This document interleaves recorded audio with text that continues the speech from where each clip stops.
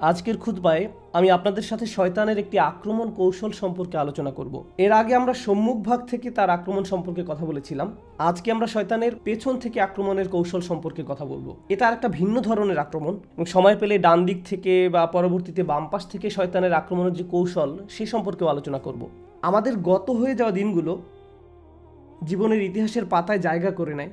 আপনি যখন একটি দিন পার করেন সেটা অতীত হয়ে গেছে, সেই দিনটি আর ফেরত আসে না। তাই শয়তানের এই আক্রমণ কৌশল উপলব্ধি করার সবচেয়ে কার্যকর উপায় হলো আমাদের অতীতকে আমাদের বিরুদ্ধে ব্যবহার করা হয়। আপনার জীবনের যে ঘটনাগুলো আপনি পার করে গেছেন, যেগুলোর বাস্তব অভিজ্ঞতা লাভ আপনি করেছেন, যে খারাপ সময়ের মাঝ দিয়ে আপনি জীবন অতিবাহিত করেছেন, শয়তান সেই অভিজ্ঞতাগুলো সুকৌশলে আপনার বিরুদ্ধে ব্যবহার করবে। কারণ মনোবিজ্ঞানের দৃষ্টিকোণ থেকে বলতে গেলে আমরা নিজেরা আমাদের জীবনের অভিজ্ঞতাগুলোর একটা সমষ্টি মাত্র। অতীত জীবনের ঘটনাগুলো বিভিন্নভাবে আমাদেরকে প্রভাবিত করে। জীবনের এই অভিজ্ঞতাগুলো আমাদের চিন্তা ভাবনা, আমাদের আবেগ অনুভূতি, এমনকি আমাদের ভবিষ্যৎ সিদ্ধান্তগুলোকেও নানাভাবে প্রভাবিত করে। যেমন কেউ যদি কখনো একটা অ্যাক্সিডেন্টের কবলে পড়ে, তাহলে দেখবেন তার ড্রাইভিংয়ের স্টাইল পরিবর্তিত হয়ে যায়। অথবা কেউ যদি তার ভালো কোনো বন্ধুর সাথে বিবাদে জড়িয়ে পড়ে, তার পরবর্তীতে কোনো সম্পর্ক তৈরির ক্ষেত্রে সে অনেক বেশি সাবধান হয়ে যায়। আর শয়তান চায় যে কোনোভাবে আমাদের চিন্তাভাবনাকে প্রভাবিত করে আমাদেরকে তার নিজের পথে পরিচালিত করতে। এজন্য আজ আমি তার এমন কিছু পদ্ধতি সম্পর্কে কথা বলবো যেখানে সে আমাদের অতীতকে আমাদের বিরুদ্ধে ব্যবহার করে। আমরা মনে করি এই চিন্তাগুলো আমাদের নিজেদের, কিন্তু মূলত এগুলো হলো শয়তানের ওয়াসওয়াসা। সে চায় আপনি অতীতে যে ভুলটি করেছেন তা যেন আপনি আবার করেন। সম্ভবত তার একটা কৌশল হলো সে বলবে আপনি আগে অনেক ভালো মানুষ ছিলেন, নামাজ সম্পর্কে অনেক বেশি সাবধান থাকতেন, সম্ভবত হারাম বিষয় থেকে বিরত থাকতেন, আল্লাহ যা দিয়েছেন তা নিয়ে সন্তুষ্ট থাকতেন, আপনি আল্লাহর অবাধ্য হননি, ভালো মুসলিম ছিলেন। পেছনে তাকিয়ে দেখেন আপনি অনেক ভালো মুসলমান ছিলেন। অনেকেই এমন আছেন যারা এরকম জীবনের পেছনের দিকে তাকিয়ে দেখেন আর বলেন আগে আমি অনেক ভালো মানুষ ছিলাম, এখন আমি আমার নিজের উপর হতাশ। আগে আমি নামাজে দাঁড়িয়ে কাঁদতাম, কিন্তু এখন আমার মনে নেই আমি সর্বশেষ কবে কেঁদেছি। আগে আমি আল্লাহর সাথে এত বেশি কানেক্টেড ছিলাম যে সব সময় আল্লাহর কথা স্মরণ করতাম। বাড়িতে প্রবেশ করার সময়, বের হওয়ার সময়, অর্থাৎ প্রতিটি সুযোগেই আমি আল্লাহকে স্মরণ করতাম, অর্থাৎ প্রতিটি কাজেই আমি আল্লাহকে স্মরণ করতাম। আমি কথা বলার সময় অনেক বেশি নরম ছিলাম, কিন্তু আমি এখন গালিগালাজ করি, মানুষের বিরুদ্ধে খারাপ শব্দ উচ্চারণ করি, আমি মেজাজের ভারসাম্য হারিয়ে ফেলি, পরনিন্দা করি। এইসব খারাপ অভ্যাসগুলো আমার মাঝে তৈরি হয়েছে। আমি এমন ছিলাম না। নিজেকে অন্য কারোর সাথে তুলনা করা এক ব্যাপার, আবার নিজেকে নিজের পূর্বের অবস্থার সাথেও তুলনা করা যায়। শয়তান তখন আপনার মনে ওয়াসওয়াসা দেয় সেই তুমি অনেক আগেই মরে গেছো, এখনকার তুমি আসল। সে চাইবে আপনি যেন নিজের উপর সম্পূর্ণ হতাশ হয়ে পড়েন। কিন্তু বাস্তবতা হলো আল্লাহ যদি আপনাকে একবার ভালো মুসলিম হিসেবে একটা নির্দিষ্ট পদ্ধতিতে জীবনযাপন করার সামর্থ্য দিয়ে থাকেন, আর তখন আপনি ঠিকই সেটা পারেন, এর মানে হলো আপনি সারা জীবন মুসলিম হিসেবে জীবনযাপন করার সামর্থ্য রাখেন। আপনি নিজেই তার প্রমাণ। কোনো কিছু যদি আপনি জীবনে একবারও সম্পাদন করতে না পারেন সেটা এক ব্যাপার। আপনি হয়তো বলেন আমি কখনোই এটা করতে পারিনি। হতে পারে এতে কিছুটা সত্যতা আছে, অথবা আপনি হয়তো ভালোভাবে চেষ্টা করেননি। এজন্য আমি নিশ্চিতভাবে বলতে পারি না যে আপনি এই ব্যাপারে সামর্থ্য রাখেন না বা রাখেন, কিন্তু কিছু যোগ্যতা আপনার ছিল। এখন এটা প্রমাণিত যে আপনার ভেতরে সেই বিশ্বাস আছে এবং সেই বিশ্বাস অনুযায়ী চলার যোগ্যতাও আপনার আছে। কিন্তু শয়তান আপনাকে বোঝাতে চাইবে যে তোমার সেই সামর্থ্য আর নেই, কারণ জীবনের যে অভিজ্ঞতার ভেতর দিয়ে তুমি অতিবাহিত হয়েছো, এখন সেই ভালো মানুষ হওয়ার যোগ্যতা তুমি হারিয়ে ফেলেছো। অন্তত আধ্যাত্মিক দৃষ্টিকোণ থেকে বলতে গেলে ফিরে আসা সম্ভব নয়। হতে পারে ইমোশনাল অনেক ব্যাপার আছে যেখানে আর ফেরত যাওয়া সম্ভব নয়। কারো অন্তর হয়তো ক্ষতবিক্ষত হয়ে পড়েছে, আর এতে কোনো সমস্যা নেই, এটার নামই জীবন। যেমন কারো যদি বাচ্চা সন্তান মারা যায়, তাহলে এই ট্রমা থেকে বের হয়ে আসা সহজ নয়। সুতরাং হয়তো এমন অনেক ট্রমা এবং অভিজ্ঞতা রয়েছে যা সারা জীবনেও সেরে উঠবে না, কিন্তু শয়তান এটা ব্যবহার করে আপনাকে আবেগগত দিক থেকে নয়, বরং ধার্মিক দিক থেকে দূষিত করার জন্য, আল্লাহর সাথে আপনার সম্পর্ক নষ্ট করার জন্য। আপনার মনে এভাবে ওয়াসওয়াসা দিবে তুমি তো জীবনে অমুক অমুক খারাপ কাজ করেছো, এখন আর এই নামাজের মানে কি, তোমার নামাজ তো আর কবুল হবে না। সুতরাং এটা হলো শয়তানের এক ধরনের কৌশল, যার মাধ্যমে সে আমাদেরকে আল্লাহর পথ থেকে দূরে রাখে। আপনার মনে এভাবে ধারণা দেয় যে সেই ভালো দিনগুলো আর কখনোই ফেরত আসবে না। পেছন দিক থেকে শয়তানের আরেকটি আক্রমণ কৌশল হলো আপনার জীবনে যদি কোনো দুর্ঘটনা ঘটে থাকে, তখন হয়তো প্রশ্ন করতে থাকেন এটা আমার সাথে কেন ঘটলো। আপনি এই ধরনের ভয়ঙ্কর অভিজ্ঞতার ভেতর দিয়ে গত হয়েছি, আল্লাহ এই জীবনকে একটা পরীক্ষা হিসেবে তৈরি করেছেন, আর আমরা প্রত্যেকেই বিভিন্ন রকম পরীক্ষার মধ্য দিয়ে জীবন পার করছি। সহজ পরীক্ষা নয়। আপনি যখন অতীতের ওই ঘটনা নিয়ে চিন্তা করেন, মনে আপনি অনেক কষ্ট পান। এটা আপনাকে মানসিক দিক থেকে অবশ করে দিতে পারে। আপনি এতটাই অভিভূত হয়ে পড়েন যে আপনি ওই খারাপ ঘটনার মাঝেই বাস করতে থাকেন। শয়তানের একটি লক্ষ্য হলো আপনাকে সর্বদা সেখানেই রাখা, অতীতের মাঝে আপনাকে ডুবিয়ে রাখা। সে চায় আপনি যেন বারবার প্রশ্ন করতে থাকেন, আমার সাথে কেন এমন হলো, আমার সাথে কেন এমন হলো, হয়তো আমি অভিশপ্ত, হয়তো আমার মাঝে ভালো কিছু নেই, হয়তো এই জন্যই আল্লাহ আমার উপর রাগান্বিত, এর জন্যই তিনি আমার সাথে এমনটি ঘটতে দিয়েছেন। তো আপনি এরকমভাবে দুঃখ সহ ওই ঘটনার মাঝেই বসবাস করতে থাকেন, এবং যেখান থেকে আল্লাহ আপনাকে বের করে এনেছেন।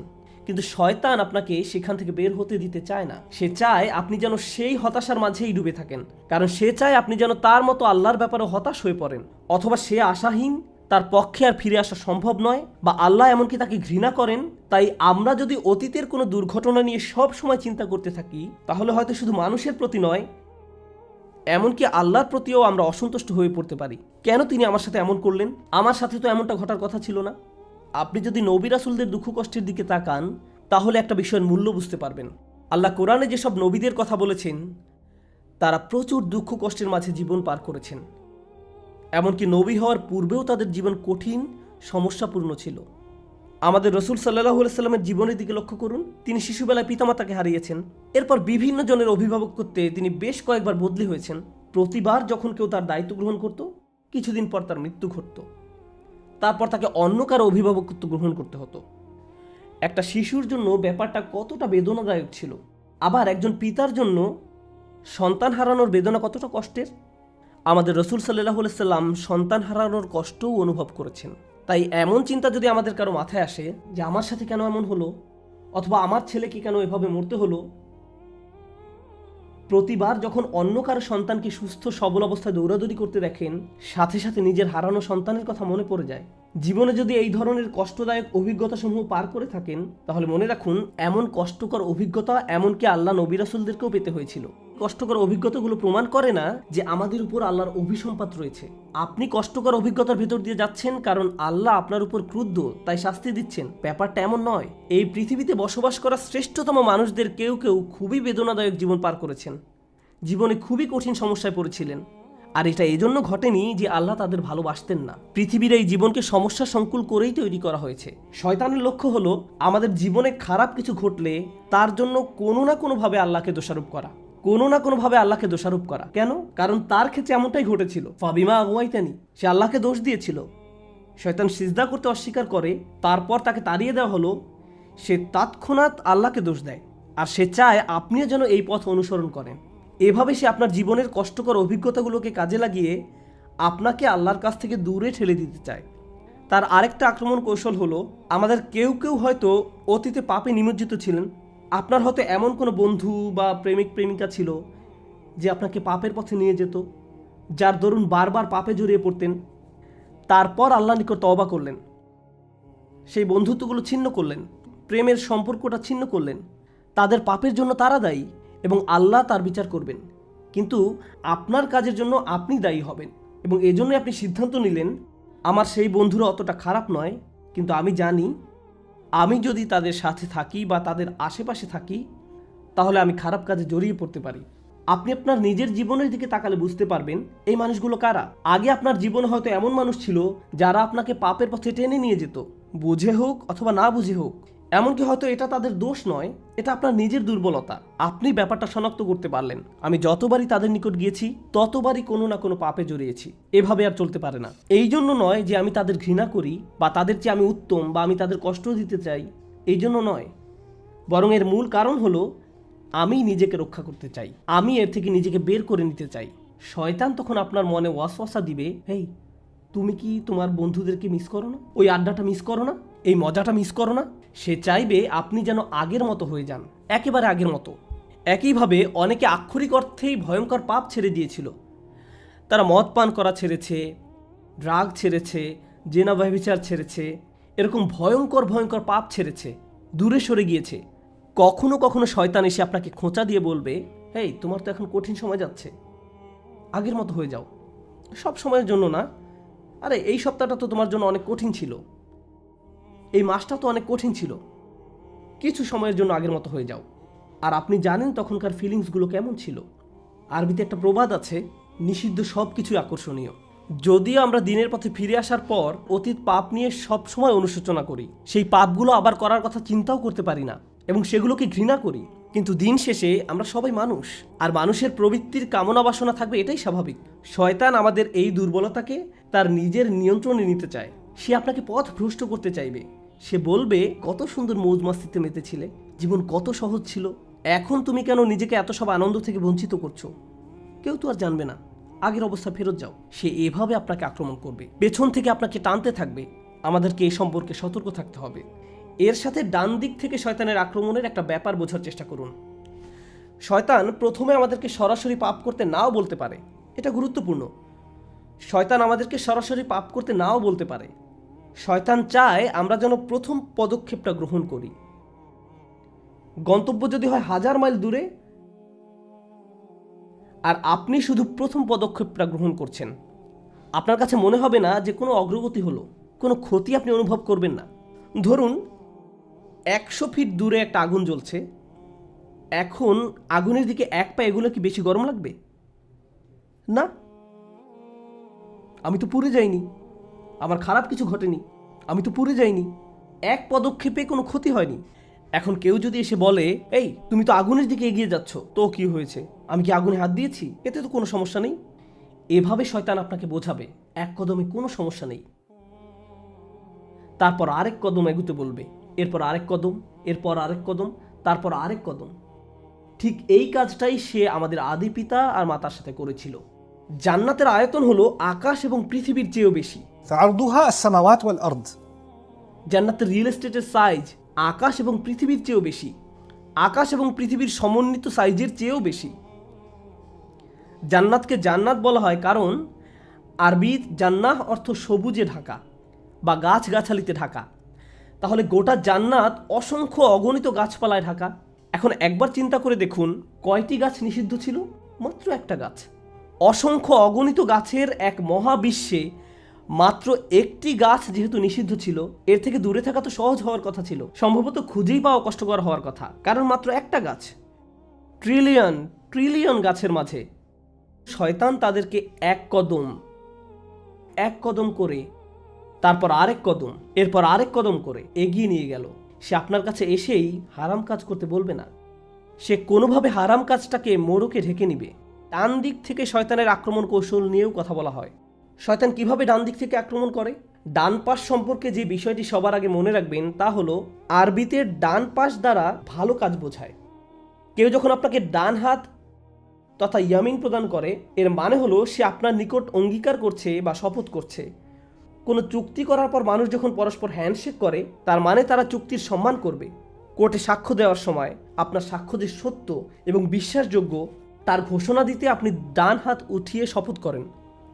সুতরাং আরব সংস্কৃতি সহ পৃথিবীর বহু সংস্কৃতিতে ডান পাশ দ্বারা আভিজাত্য, ভালো কাজ, সঠিক নিয়মে কাজ সম্পাদন করা, যে কারণে আমরা আল্লাহর নিকট দোয়া করি কিয়ামতের দিন আমরা যেন ডান পাশের মানুষদের অন্তর্ভুক্ত হই, আসহাবুল ইয়ামিন, ডান পাশের মানুষ। সুতরাং ডান পাশ ভালোর সাথে সম্পর্কযুক্ত। একইভাবে আমরা জানি যে ফেরেশতা আমাদের ভালো কাজগুলো লিখে রাখেন, ডান কাঁধের ফেরেশতা। সুতরাং ডান পাশ ভালোর সাথে সম্পর্কযুক্ত। এখন ব্যাপারটা তো তাহলে বোঝা যাচ্ছে না, শয়তান ডান পাশ থেকে আক্রমণ করতে চাচ্ছে। আপনি ভেবেছিলেন শয়তান খারাপ কাজের মাধ্যমে আক্রমণ করে, আল্লাহ তাআলা আমাদের বলছেন শয়তান ভালো কাজের দিক থেকেও আক্রমণ করে। এর মানে কি? সে বহু উপায়ে ডান পাশ থেকে আক্রমণ করে। আজকে আমি শুধু একটা উপায় নিয়ে আলোচনা করব ইনশাআল্লাহ, আজ আর বেশি করব না, কারণ আমি চাই আলোচনার কিছু কিছু ব্যাপার যেন আপনাদের মাথায় থাকে। আমি আপনাদের অনেক তথ্য দিতে পারি, কিন্তু আমি চাই সপ্তাহ জুড়ে ব্যাপারগুলো নিয়ে নিজে নিজে চিন্তা করুন। আমরা আশা করি এই খুতবা সিরিজে আমরা যখন সূরা আরাফের আয়াতগুলো নিয়ে আলোচনা চালিয়ে যাব, আমরা সচেতনভাবে এই বিষয়গুলো নিয়ে চিন্তা ভাবনা করব এবং উপলব্ধি করার চেষ্টা করব যে আমার জীবনে এগুলোর অর্থ কী। এভাবে চিন্তা করতে পারেন, আচ্ছা শয়তান এভাবে আক্রমণ করে, তাহলে আমার জীবনে সে এটা কিভাবে করে? আল্লাহ আমাদেরকে তার কুমন্ত্রণা সম্পর্কে কোরআনের অমুক জায়গায় বলেছেন, আমার ক্ষেত্রে এটা কিভাবে ঘটে? আপনার ক্ষেত্রে যেভাবে ঘটে, আপনার পাশে যিনি বসে আছেন তার ক্ষেত্রে হয়তো সেভাবে নাও ঘটতে পারে। এমনকি আপনার পরিবারের সবার ক্ষেত্রেও একইভাবে ঘটে না। আপনাকে সে একভাবে আক্রমণ করে আর অন্য কাউকে অন্যভাবে, কারণ সে আমাদের প্রত্যেককে আলাদা আলাদা করে অধ্যয়ন করে। তো ডান পাশের একটা বিষয়ে আজ হাইলাইট করতে চাই ইনশাআল্লাহ। আল্লাহ বলেন, শয়তান তাদের কাছে তাদের কাজগুলোকে চাকচিক্যময় করে তোলে। ডান পাশ থেকে আক্রমণের এটা অন্যতম ভয়ঙ্কর একটা দিক। আমরা এখানে আসছি সালাত আদায় করার জন্য, এটা একটা ভালো কাজ। মানুষ হজ পালন করতে যায়, এটাও একটা ভালো কাজ। রোজা রাখা ভালো কাজ, এগুলো ভালো কাজ। কেউ যদি দান খয়রাত করে, এটাও ভালো কাজ। আপনি যদি কাউকে সাহায্য করেন, ভালো কাজ। এখন আপনি যদি এভাবে চিন্তা করেন আপনার ভালো কাজগুলো আল্লাহ অবশ্যই কবুল করে নিয়েছেন, এখন আর কোনো চিন্তা নেই, কারণ আপনি ভালো ভালো কাজ করছেন। আপনি নামাজ পড়েন, যে মানুষগুলো নামাজ পড়ে না তাদের জন্য আমার দুঃখ হয়, কারণ আপনি এখন ভালো পজিশনে আছেন, ভালো ভালো কাজ করছেন। তাই এভাবে সে আপনার পুণ্য কাজগুলোর কথা মনে করিয়ে আপনাকে ফুলিয়ে ফাঁপিয়ে তুলবে। সে আপনাকে বোঝাবে, যেহেতু তুমি অমুক অমুক ভালো ভালো কাজ করছো, তোমার তো তুলনা নেই, পরিষ্কার দেখা যাচ্ছে আল্লাহ তোমাকে ভালোবাসেন। যারা এই ভালো কাজগুলো করে না, তুমি তাদের চেয়ে অনেক উত্তম। এখন আমাদের পুণ্য কাজগুলো নিয়ে কিভাবে চিন্তা করব, এই বিষয়ে আপনাদের একটা উদাহরণ মনে রাখতে বলবো। সেটা হলো ইব্রাহিম আলাইহিস সালামের উদাহরণ। ইব্রাহিম আলাইহিস সালাম পুণ্য কাজের ইতিহাসে অন্যতম সেরা একটি কাজ করলেন। তিনি কাবা ঘর নির্মাণ করলেন। একবার ভেবে দেখুন, প্রতিবার যখন কেউ সালাত আদায় করে, সে সওয়াবের একটা অংশ ইব্রাহিম আলাইহিস সালাম পেয়ে থাকেন, কারণ আমরা কাবার দিকে মুখ করে নামাজ পড়ি। ঠিক যেমন এই ঘর যারা বানিয়েছেন, প্রতিবার আমরা নামাজ পড়লে তারাও সবার একটা অংশ পেয়ে থাকেন। পৃথিবীর যে কোনো জায়গা থেকে যে কোনো মসজিদে মানুষ সালাত আদায় করলেও সবের একটা অংশ ইব্রাহিম আলাইহিস সালামও পেয়ে থাকেন। প্রতিবার কেউ নামাজ পড়লে সবের একটা অংশ ইব্রাহিম আলাইহিস সালামের নিকট চলে যায়। তিনি যখন তার ছেলেকে নিয়ে কাবা ঘর নির্মাণ করেন, এটা অসাধারণ এক সৎ কাজ। আপনি যদি এ ধরনের কোনো সৎ কাজ করতে পারতেন, তাহলে মনে মনে কি ভাবতেন? আমি জান্নাতে যাওয়ার জন্য একেবারে প্রস্তুত। এই কাজ থেকে যে কমিশন পাওয়া যাবে তার কোনো তুলনা নেই। ইব্রাহিম আলাইহিস সালাম আল্লাহর কাছে কি দোয়া করেছিলেন? তিনি দোয়া করেছিলেন, রব্বানা তাকাব্বাল মিন্না ইন্নাকা আনতাস সামিউল আলিম। হে আমাদের রব, আমাদের নিকট থেকে কবুল করুন।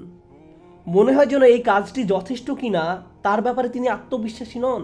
হয়তো কোনো একটি ইটের টুকরা ঠিকভাবে ফিট হয়নি, আমার নিয়ত হয়তো যতটা নিখুঁত হওয়া দরকার ছিল ততটা নিখুঁত হয়নি, আমি হয়তো কাজ করার সময় একবার দুইবার অলস হয়ে পড়েছিলাম। এভাবে তিনি নিজেকে প্রশ্ন করতে থাকেন। তিনি এভাবে বলেননি, ইয়া আল্লাহ, আমাকে এই কাজের সুযোগ দেওয়ার জন্য আপনাকে ধন্যবাদ, এখন আমার আর কোনো চিন্তা নেই।